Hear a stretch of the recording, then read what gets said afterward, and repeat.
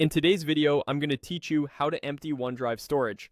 If you're running out of space or just want to tidy things up in the cloud, I'll walk you through a clear, safe way to remove files using the OneDrive website. Start by opening your web browser and going to Microsoft's OneDrive site. On the homepage, click Sign In and log in with your Microsoft account. After you're signed in, you'll land in your OneDrive on the web.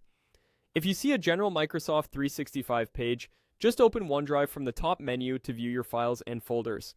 Next, look to the top right corner and click the gear icon to open Settings. From the menu that appears, choose Manage Storage. This page shows how much space you've used and provides quick links to manage what's taking up room. To get back to your files and start clearing space, select OneDrive so you can remove items directly.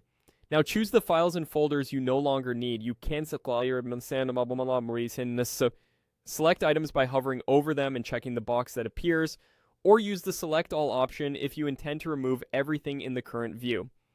Take a moment to review what you're selecting, especially if these items are synced to your computer or shared with others, because deleting them here removes them across all synced locations. With your items selected, click Delete on the toolbar. OneDrive will ask you to confirm with a prompt that says you're about to send the items to the recycle bin. This is a safeguard in case you clicked Delete by mistake. Confirm by choosing Delete again. At this point, your selected files have been moved to the OneDrive recycle bin. That means they're no longer in your active storage area and you've cleared your working folders. If you change your mind, you can restore items from the recycle bin for a limited time. If your goal is to maximize free space immediately, remember that items in the recycle bin still count toward your storage until they're permanently removed, either when you manually empty the bin or when OneDrive clears them after its retention period. A few tips as you wrap up. Consider sorting files by size to quickly target large items. Double check anything that might be linked or embedded in shared documents. And be mindful that deleting from the web affects all devices signed into the same account.